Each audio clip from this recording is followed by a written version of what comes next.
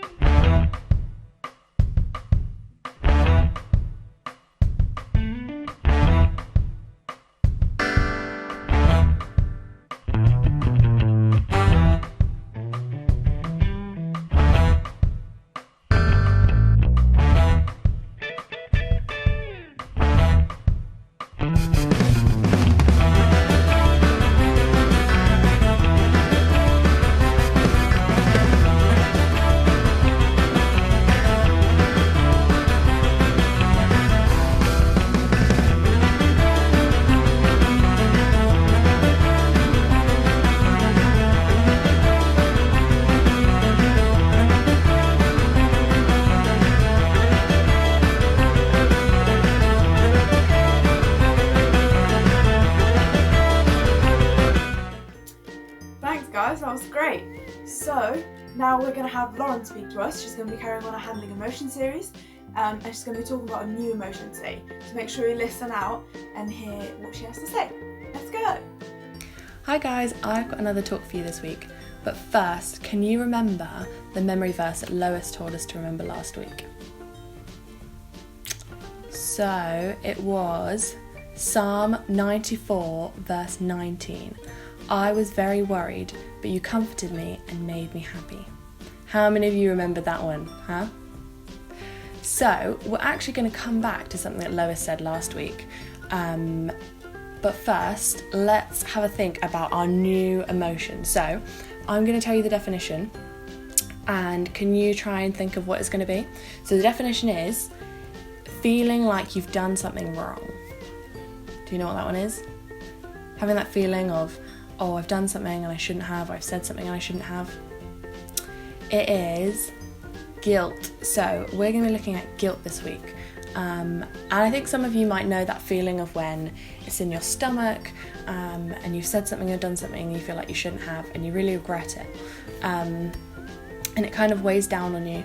And I think that's guilt. And we might feel this a lot in life. But how do we deal with it?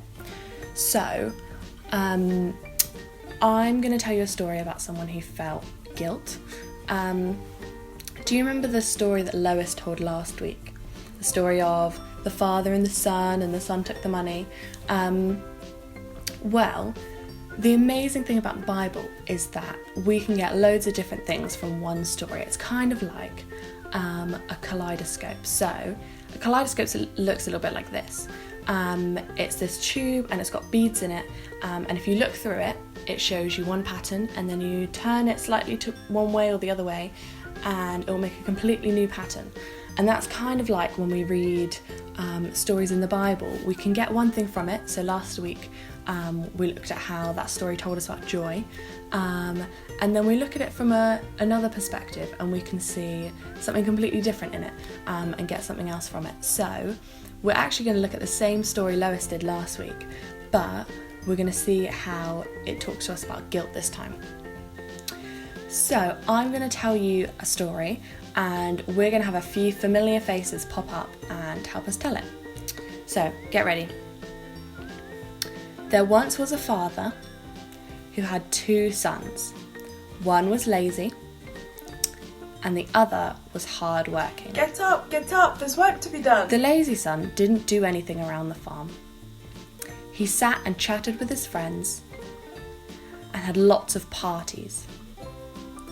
The older, hard-working son helped his father to keep everything going. He was angry that he and his father had to do everything.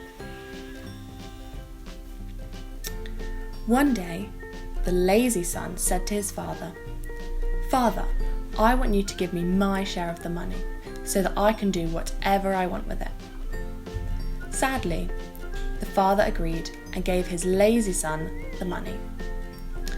The very next day, the lazy son set off and started spending all of his money on wild parties. He thought he had lots of friends, but when the money ran out, he had no one left. He didn't know what to do. He felt ashamed and guilty, and he had wasted all of the money. But he didn't want to return home. He felt sad and wept. Eventually, he got a job looking after the pigs.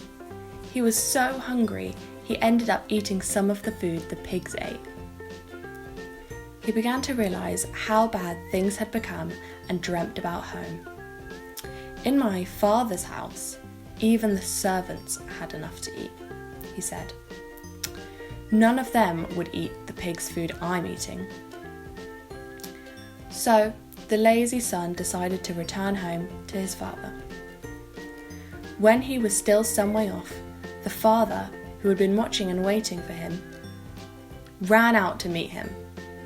He wept and said, my son, my son." "No, father," the lazy son said. "I am not worthy to be called your son anymore. Let me come back and live with you as a servant." "Rubbish," said the father. "Get him the best robe and my finest ring. Go and prepare a party and invite all of our friends. Look who is home," he said to the servants. The hard-working brother came back and saw what all the fuss was about and became angry. "Why are you doing this, father? You never held a party for me and my friends." His father replied, "But your brother was dead and now he was alive. He is lost, but now he is found. Come in and share the party with all of your friends. Let's celebrate together." So, can you see where the younger brother felt guilty? I think it was when he was eating the pig food and realised the mistake that he'd made. And when he did that, when he felt that guilt, he went back to his father and asked for forgiveness. And not only did his father forgive him, there was a celebration and there was a party and he gave him his best robes. He didn't only forgive him, there was a huge celebration as well. So I think the things that we feel guilty about can be forgiven. I think if we talk to God about it, we don't need to feel bad anymore, and that should be celebrated. So, is there anything that you might feel a little bit guilty about at the minute? Maybe there's something you regret or something you said that you wish you didn't. Anything that you feel a little bit weighed down by, because we talked a little bit earlier about how you kind of feel it in your stomach. Maybe you have that feeling. Why not try talking to God about it and see if that helps? Because I know when we talk to God about stuff and we ask for forgiveness, there is a celebration. And that's all I've got for you. So, back to Lewis.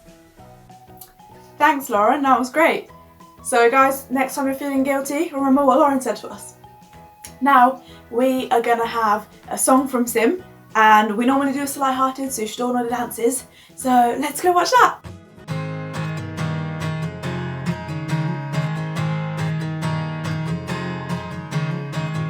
He's the one who makes the sun shine. He's the one who put the moon in the sky. He's the one who hung the stars. One by one, Jesus, you're my superhero. You're my star, my best friend. Jesus, you're my superhero. You're my star, my best friend. He's the one who makes the birds sing. He's the one who makes my dreams so high. He's the one who makes me smile. Day by day, Jesus, you're my superhero. You're my star, my best friend.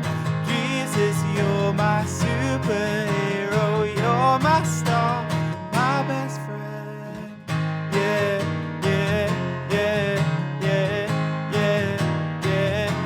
than Spider-Man. Yeah, yeah, yeah, yeah, yeah, yeah. Better than Superman. Yeah, yeah, yeah, yeah, yeah, yeah. Better than Batman. Yeah, yeah, yeah, yeah, yeah, yeah. Better than anyone. Jesus, you're my superhero. You're my star, my best friend. Jesus, you're my superhero. You're my star, my best friend. Thanks, Sim. That's awesome. So, unfortunately, that's it for today.